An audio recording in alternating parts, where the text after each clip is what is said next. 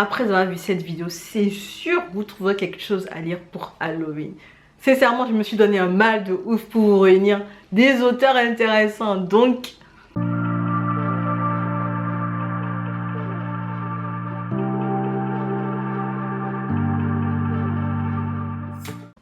et pour la team Les Classiques, c'est la valeur sûre. J'ai 3 auteurs à vous présenter. Le premier étant Edgar Allan Poe. De base, en fait, c'est un poète américain, puis après, c'était un novelliste, puis c'était un romancier, puis un dramaturge. Bref, il a été de tous les fronts. Et son imaginaire est vraiment morbide, déprimant, avec une touche de science-fiction. Aux États-Unis, sa réputation était d'une médiocrité. Personne ne l'appréciait aux États-Unis. On remettait en question son style d'écriture, sa plume. On la trouvait trop fabriquée, trop fake. Et c'est quelqu'un qui n'a jamais pu percer réellement aux États-Unis. C'est bien après, quand Charles Baudelaire a récupéré ses livres et les a traduits en français, qu'il a connu un succès en Europe, puis celui-ci, le succès en question, s'est étendu aux États-Unis.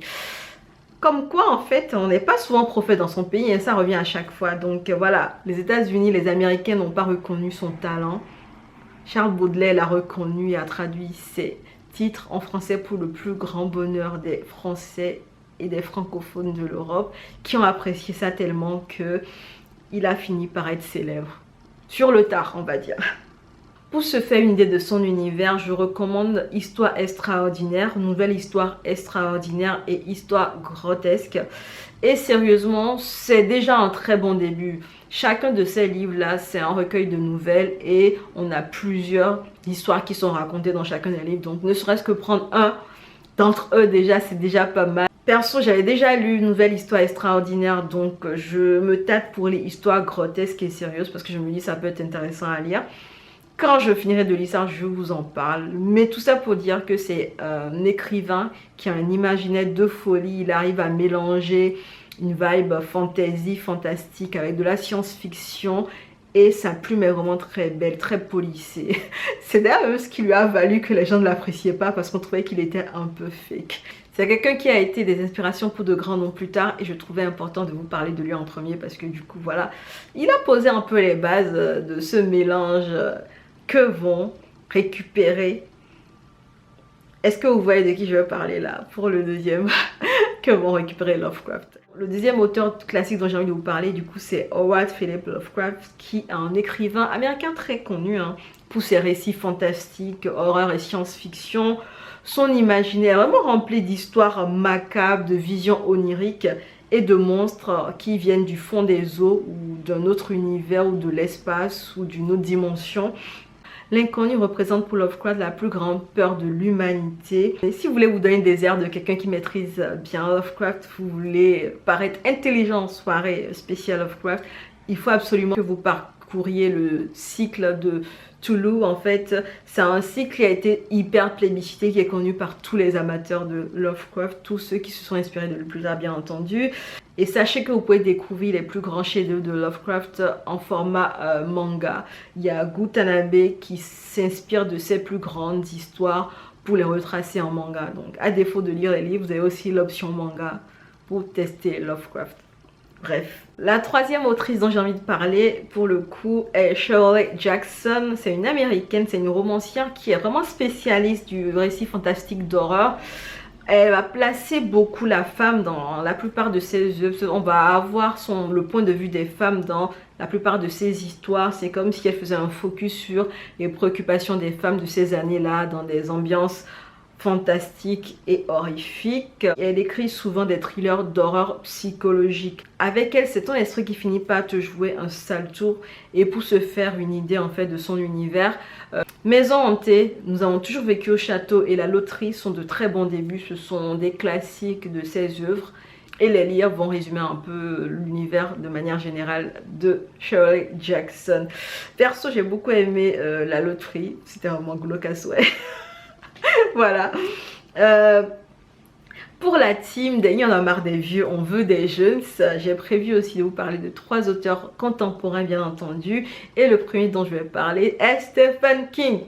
Je sais que vous l'avez vu venir, donc celui-là je ne vais pas le compter vraiment, mais bon, je tenais à vous en parler quand même parce que si Si on veut parler d'ambiance flippante, on veut parler d'Halloween, de récits horrifiques, de récits flippants as fuck, bien entendu, en termes de récits contemporains, Stephen King bat tous les records. Le mec, il a été couronné de nombreux prix littéraires, il a eu des best-sellers dans des romans d'horreur. Il a eu beaucoup d'adaptations de ses œuvres qui sont des chefs-d'œuvre en fait, qui sont connus sur plusieurs générations. Donc sa réputation n'est plus à faire. Son univers reprend quasiment tout, hein. On parle de paranormal, on va parler de créatures monstrueuses. Il y aura un grotesque dans le sanguinaire. Il va parler thriller aussi. Bref, il a touché vraiment à tout et à chaque fois, le mec, il a des doigts d'or. Je sais pas comment il fait, mais il s'en sort toujours très bien. Et nous, on adore ça. Chaque année, on a quasiment un nouveau livre qui sort. Et voilà, c'est une référence pour tout ce qui est horreur en général. Si vous n'avez jamais lu de Stephen King et que vous voulez comprendre un peu l'univers de Stephen King et vous voulez savoir un peu c'est quoi ses plus grandes œuvres, il y a beaucoup de ces grandes œuvres, comme je l'ai dit, qui ont été adaptées au cinéma. Il y a Shining, bien entendu. Oula! Il y a Misery, il y a Christine, il y a ça, il y a La Ligne Verte, il y a La Brume, qui sont des chefs-d'œuvre, selon moi, à absolument ne pas rater. Ce sont des histoires qui vont vraiment vous faire flipper et qui sont bien racontées en général. Donc honnêtement, pour une de son univers, vous pouvez aller voir les films ou lire quelques livres parmi ceux que je vous ai cités.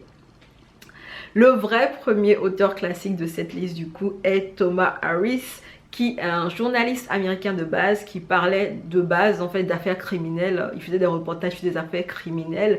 Il va s'inspirer après de ces affaires criminelles pour écrire des romans. Il va écrire des romans noirs, des thrillers en fait remplis de criminels, de monstres humains finalement, de crimes très sanguinaires. Et d'ailleurs c'est lui qui a introduit le serial killer le plus populaire de la littérature, hein, Hannibal Lecter, aka le cannibale.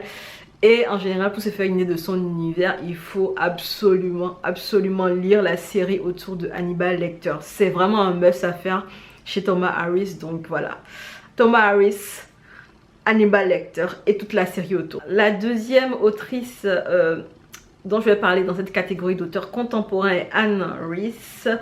C'est une autrice de romans fantastiques. Elle va écrire aussi des nouvelles érotiques et des livres qui ont des thèmes religieux.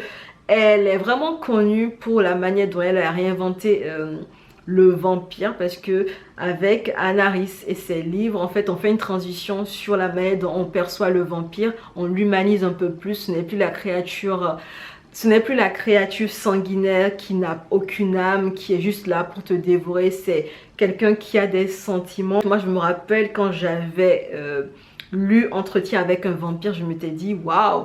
L'adaptation cinéma aussi était trop belle. Du coup, pour vous faire une idée de son univers qui est un mélange de gothique, de vampires et de créatures fantastiques, je vous recommande personnellement des livres qui ont attrait à des vampires parce que j'aime bien l'histoire qu'elle raconte autour des vampires. Il y a Entretien avec un vampire dont je vous ai parlé tout à l'heure. Il y a Lestat le vampire et puis La Reine des damnés. C'est trois livres que je vous recommande si vous voulez vraiment comprendre l'univers de Anne Rice et ses plus grands succès jusqu'à présent, je crois même. Et puis le dernier et troisième auteur dont j'ai envie de vous parler dans cette catégorie d'auteurs classiques est Guillermo del Toro. C'est un réalisateur, scénariste, romancier et producteur de cinéma mexicain. Je le mets dans cette liste parce qu'il écrit vraiment des scénarios et parfois il les réalise, il les produit. Bref, c'est quelqu'un qui a plusieurs facettes et je trouve que son œuvre est vraiment très intéressante parce qu'elle est vraiment souvent peuplée de créatures monstrueuse. Il est vraiment fasciné par les monstres et il a limite envie de les décortiquer, de les disséquer pour comprendre comment ils sont constitués. C'est un univers totalement à part. Du coup, il a un univers baroque avec une exposition sur des décors la plupart du temps qui sont sombres, qui ont une beauté sombre et qui sont ensorcelants. Honnêtement, je l'avais connu grâce au film Crimson Peak et j'avais trouvé les visuels saisissants, j'avais trouvé ça très beau. Les décors qu'il met en avant sont ensorcelants et en général, on va avoir des personnages qui ont une beauté sombre, assez tragique. En fait, il n'y a rien de candide dans ces personnages. Déjà, le mec, il est le monstre, donc c'est vous dire à peu près. Crimson Peak, La Femme de l'eau ou Hellboy, je trouve que c'est quelqu'un qui a un esthétisme vraiment tragique. C'est très beau mais c'est aussi très tragique. Il arrive à mélanger ça de manière très intéressante et j'ai toujours trouvé son univers intéressant. Pour mieux comprendre son univers, je vous recommande Guillermo del Toro, le catalogue, ou encore le cabinet de curiosité de Guillermo del Toro. Il y a d'ailleurs une adaptation Netflix qui est disponible actuellement. Je pense qu'ils l'ont adapté en début d'année ou fin d'année dernière. Bref, c'est disponible sur Netflix France en série. J'ai regardé 2 épisodes vite fait, mais bon, je vais continuer bien entendu parce que je trouve ça intéressant. On nous montre à peu près son cabinet de curiosité. Donc, si vous voulez voir l'univers de manière visuelle, n'hésitez pas à aller regarder la série Le cabinet de curiosité de Guillermo del Toro. C'est vraiment très saisissant et vous allez comprendre la beauté tragique dont je parle dans ses œuvres. Donc voilà, cet auteur que je propose avec des imaginés tout aussi variés. Je voulais vous donner le choix en fait de choisir entre tout ça justement. Pour Halloween, il y a de quoi faire normalement parce que tous ces auteurs-là ont au moins 10 livres à leurs actifs chacun. Donc vraiment, il y a de quoi faire. Et pour finir en beauté, je vous propose bien entendu ma palle pour Halloween. J'en ai déjà parlé sur Instagram, donc si vous n'êtes pas par là, venez me suivre par là. Il se passe beaucoup de choses. Je glisse mon pseudo là. Venez me voir sur Instagram. Il se passe des choses, je le redis. Anyway, voici ce que je compte lire pour Halloween. Je compte essayer de nouveaux auteurs de thrillers que je ne connaissais pas. Et bien entendu, je laisse un classique, un bon vieux classique parce que voilà, Stephen King, c'est à faire pour Halloween. J'espère que vous avez apprécié cette vidéo et si c'est le cas, n'hésitez pas à la liker, à la partager et à préciser en commentaire ce que vous comptez lire pour Halloween. Pour ma part, j'ai fini avec cette vidéo, donc on va se dire à la prochaine fois dans une autre vidéo. En attendant, prenez soin de vous et surtout...